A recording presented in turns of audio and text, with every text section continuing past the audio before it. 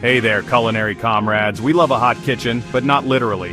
Fire safety isn't just a suggestion, it's our lifeline in this fast-paced world of sizzling pans and open flames. Ignoring it?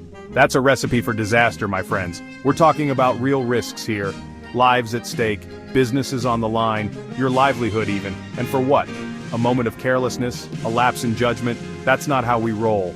We are professionals, we thrive under pressure, we know that a safe kitchen is an efficient kitchen, so let's get serious about fire safety and keep those flames where they belong, under our pots and pans, not engulfing the whole darn place. Remember folks, we're in the business of serving up deliciousness, not serving as a cautionary tale. Stay safe, stay alert, and let's keep those kitchens cooking. Alright, let's talk fire hazards. What are the usual suspects in our culinary playground? First up, the grease fire. It's a classic, and a real pain in the you-know-what. Grease heats up, gets too hot, then boom. You've got yourself a real live fire-breathing dragon on your hands. Next, we've got electrical equipment. Fryers, ovens, ranges, you name it. There are workhorses, but they can also be fire hazards if not treated with respect. Frayed cords, faulty wiring, overheating, all recipes for disaster. And let's not forget about those solid combustibles.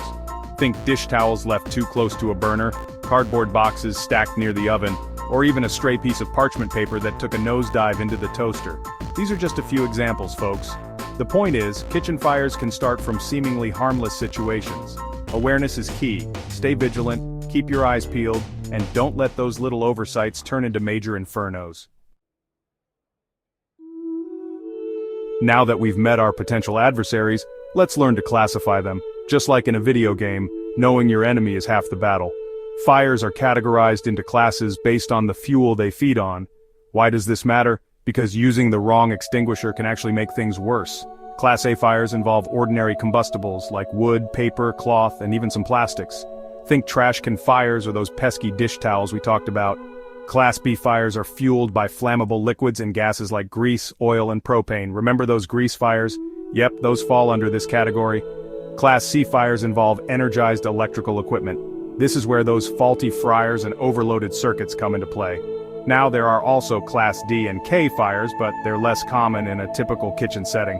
Class D fires involve combustible metals, while Class K fires involve cooking oils and fats. While we won't delve into those here, it's good to be aware they exist.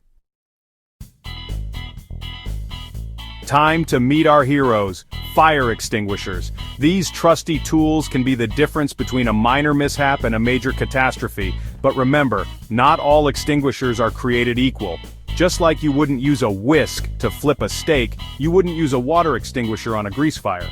For most kitchen scenarios, you'll want a Class ABC fire extinguisher. These are the multitaskers of the fire extinguisher world, capable of handling most common kitchen fires. They typically use a dry chemical powder to smother the flames and interrupt the chemical reaction.